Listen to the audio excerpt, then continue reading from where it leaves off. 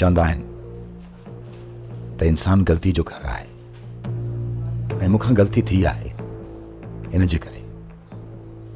जे करे मां तव्हां खां माफ़ी थो घुरां। मूंखे माफ़ कयो चाचा साईं, मूंखे माफ़ कयो। बाबा असांखे दिलि में कुझु बि न आहे, पर असां इहो चाहियूं था त इंसानु वॾाई न करे, छो जो वॾाई में बाबा कुझु बि न आहे। चाचा साईं, मां तव्हांजे साम्हूं कॾहिं वॾा इहो सोचे नथो सघां। असांजे साम्हूं न, पर कंहिंजे बि साम्हूं इंसान पाण खे वॾो न सम्झे। असां सभु बराबरि आहियूं। अमीर ऐं ग़रीब में फ़र्क़ु न सम्झो सोट। तूं सही सोट, मां ग़लति आहियां बसि, वरी ॿीहर कॾहिं मूंखां अहिड़ी ग़लती कोन थींदी। हिन करे तव्हां मूंखे ॿई दिलि सां माफ़ करे छॾियो।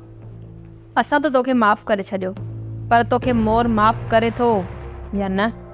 सुर सभा हुनखां मां पाण माफ़ी वठंदुसि जेकॾहिं हू हिते आहे त।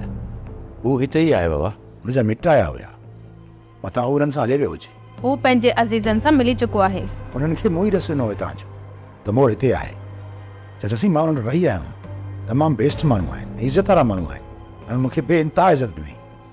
ऐं हू महिमान नवाज़ आहिनि, महिमाननि जी वॾी इज़त कंदा आहिनि। कॾहिं न कॾहिं चकर हलंदासीं ऐं तोखे असां पाण सां गॾु वठी हलंदासीं। तव्हां ग्रेट आहियो तव्हां चाचा साईं।